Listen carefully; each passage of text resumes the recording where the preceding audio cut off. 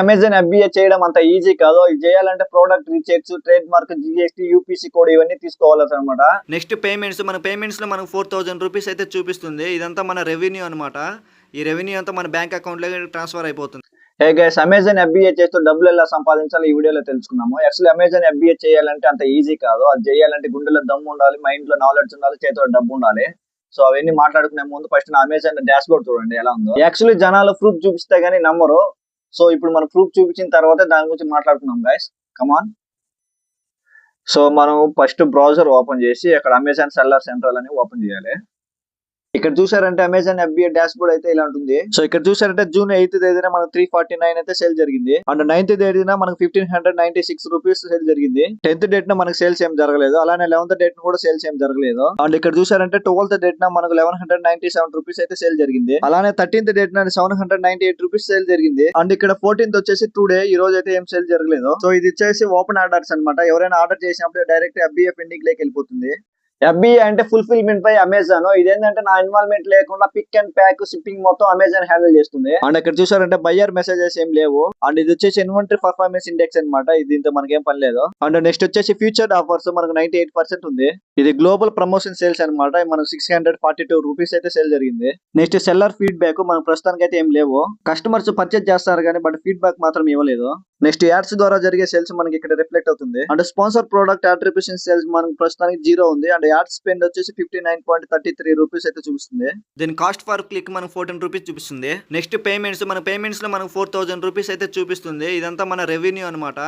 ఈ రెవెన్యూ అంతా మన బ్యాంక్ అకౌంట్ లో ట్రాన్స్ఫర్ అయిపోతుంది. నెక్స్ట్ యాడ్ ఇంప్రెషన్స్ వచ్చేసి మనకు 598 ఉంది. అండ్ స్పాన్సర్ ప్రోడక్ట్ క్లిక్ వచ్చేసి 4 ఉంది. Sponsor product click through rate వచ్చేసి మనకు 0.67% ఉంది. అలానే నెక్స్ట్ క్యాంపెయిన్ మేనేజర్ కూడా చూపిస్తాను. సో ఇక్కడ వచ్చేసి డేట్ రేంజ్ వచ్చేసి జూన్ 14. ఇంప్రెషన్స్ వచ్చేసి 389 అండ్ 2 క్లిక్స్ ఉన్నాయి. అండ్ ఈ రోజు పర్చేసెస్ ఏం జరగలేదు. సో ఇక్కడ చూసారంటే లాస్ట్ 7 days లో మనకు 11 ఆర్డర్స్ జరుగుతున్నాయి జూన్ లో.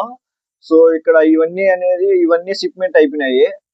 ఇక్కడ క్యాన్సిల్ ఆర్డర్ వచ్చేసి ప్రస్తుతానికి అయితే ఏం లేవు. అండ్ పెండింగ్ ఆర్డర్ లో ఒకటి ఉంది. అది ఎన్స్డే 11 o'clock జరిగి ఉన్నది. ఇది ఈ రోజు ఎండింగ్ కల్లా మనకు ఇది షిప్మెంట్ అయిపోతుంది. So nice. సో ఇది గైస్ ఓవరాల్ గా నా Amazon FBA dash board. So ఇది నేను లాంచ్ చేసి జస్ట్ 1 month మాత్రమే అవుతుంది. ఈ 1 month లో ఒక పెద్ద మిస్టేక్ చేశాను గైస్. ఆ మిస్టేక్ అంటే నా ఓన్ నాలెడ్జ్ యూజ్ చేసి క్యాంపెయిన్ రన్ చేశాను.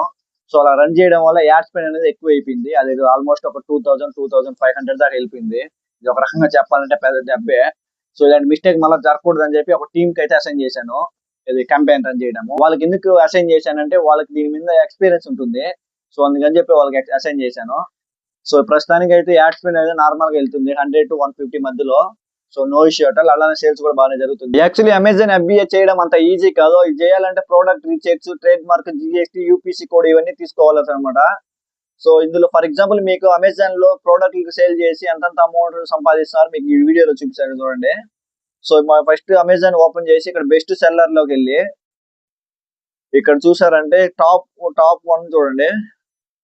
సో హ్యాపీ ప్లానెట్ మ్యాజిక్ అని ఇంకా చాలా ఉన్నాయి. సో వీటిలో చూసుకుంటే ఫర్ ఎగ్జాంపుల్ మనం ఈ వాచ్ ని తీసుకున్నాం. ఇది వచ్చేసి best sailor in watch time లో లాస్ట్ మంత్ లో 6K పర్చేజ్ జరుగున్నాయి.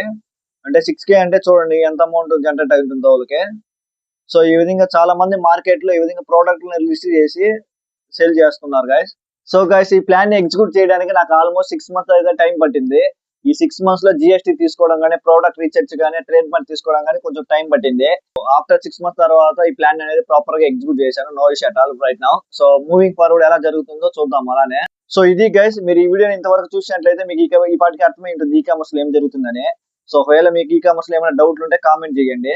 సో ఈ వీడియో ఇంతతో కంప్లీట్ అయిపోయింది. వీడియో నెక్స్ట్ లైక్ చేయడం మాత్రం మర్చిపోకండి గైస్. అలానే మన ఛానల్ సబ్స్క్రైబ్ చేసుకోండి. So thank you for watching guys.